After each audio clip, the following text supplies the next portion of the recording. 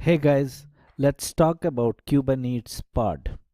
So a pod is a collection of containers and its storage inside a node of a Kubernetes cluster. It is possible to create a pod with multiple containers inside it. For example, keeping a database container and a data container in the same pod. Types of pod. See, pods can be single container pod or a multi-container pod. Now let's talk about single container pod.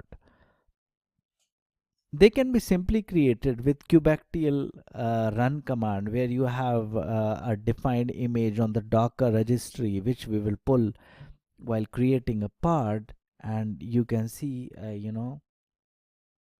the details here on the screen, you know and example is we will create a pod with with the some Tomcat image which is available on the Docker hub. And this is one of the examples you can see here. Now this can also be done by creating the YAML file and then running the kubectl create command, as you can see on the screen, in the lower half. Once the above YAML file is created, we will save the file with the name of tomcat.yml and run the create command to run the document, as you can see here at the bottom. Let me go to the next slide. One second. Yeah. So once the YAML file is created, we will save the file with the name of tomcat.yml and run to create the command to run the document, which we already did. Now it will create a pod with the name of Tomcat. We can use the describe command along with kubectl to describe the pod. Let's talk about multi-container pod. Now multi-container pods are created using YAML mail with the definition of the container, and you can see the code on the screen right now. We have created one pod with two containers inside it, one for Tomcat and other for MongoDB.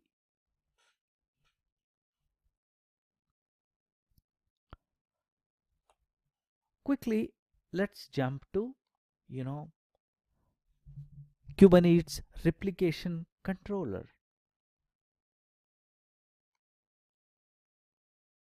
Yeah. So replication controller is one of the key features of Kubernetes, which is responsible for managing the pod life cycle. It is responsible for making sure that the specified number of pod replicas are running at any point of time.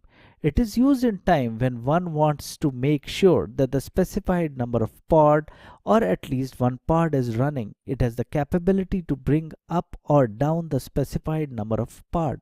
So it is a best practice to use the replication controller to manage the pod life cycle rather than creating a pod again and again. And you can see this on the screen. Now I would quickly like to walk you through setup details. Now, kind replication controller. In the above code, we have defined the kind as replication controller, which tells the kubectl that the YAML file is going to be used for creating the replication controller. Name Tomcat replication controller. This helps in identifying the name with which the replication controller can be created. Will be created rather. If we run the kubectl get rc less than tomcat replication controller, it will show the replication controller details.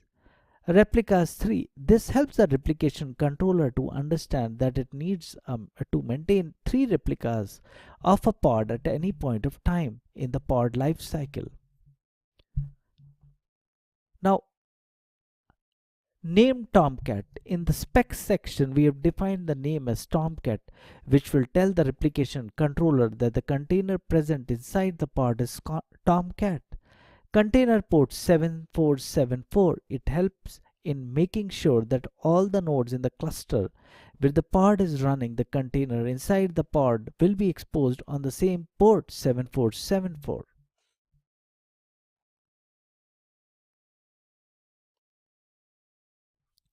Now, as you can see in the screen,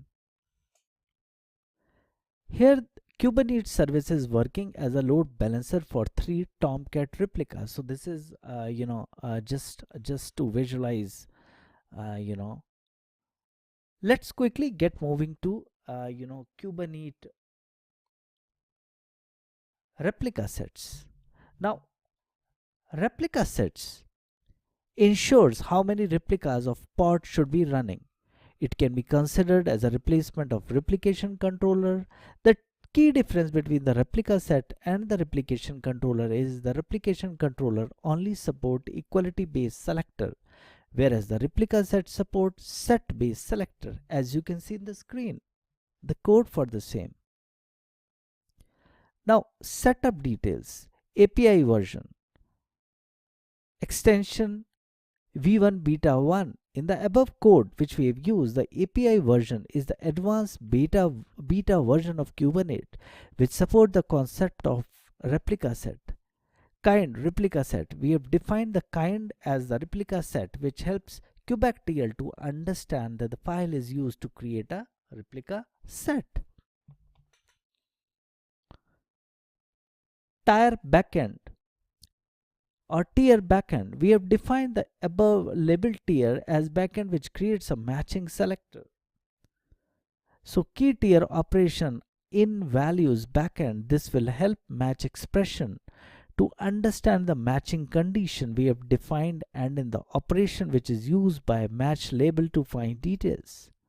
Now run the above file from kubectl and create the backend replica set with the provided definition in the YAML file.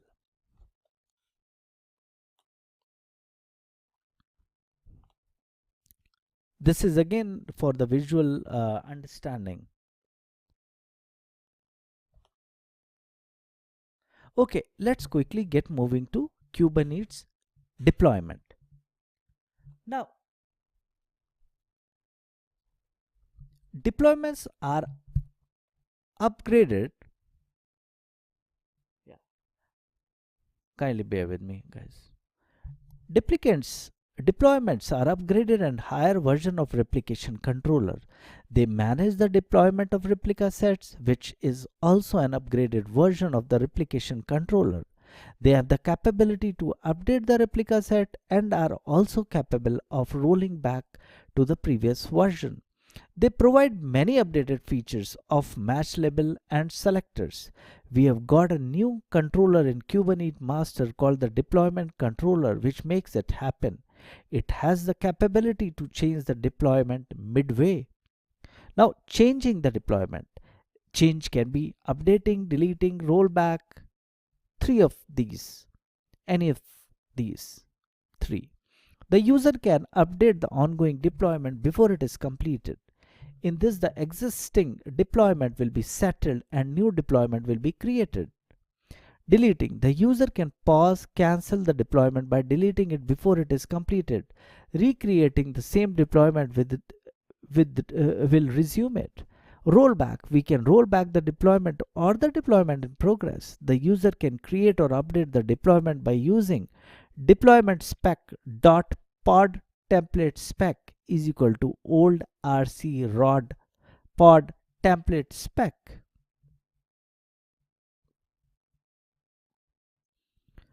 Now let's quickly briefly discuss about deployment strategies. Now, deployment strategies help in defining how the new RC should replace the existing RC. Recreate or rolling update. Recreate. This feature will kill at the existing RC and then bring up the new ones. This result in quick deployment. However, it will result in downtime when the old pods are down and the new pods have not come up. Rolling update. This feature gradually brings down the old RC and brings up the new one. The result in slow deployment. However, there is no deployment.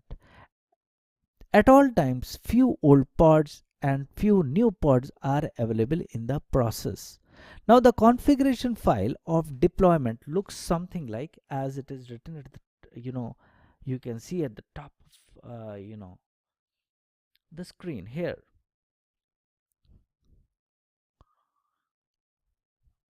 And this is for the backend. In the above code, the only thing which is different from the replica set is we have defined the kind as deployment. Now this is for create deployment. Another example is fetch the deployment, which is again as I'm pointing through my cursor. Now to check the status of deployment, this is the command. Updating the deployment is this, and rolling back to previous deployment is this, and that is what we discussed.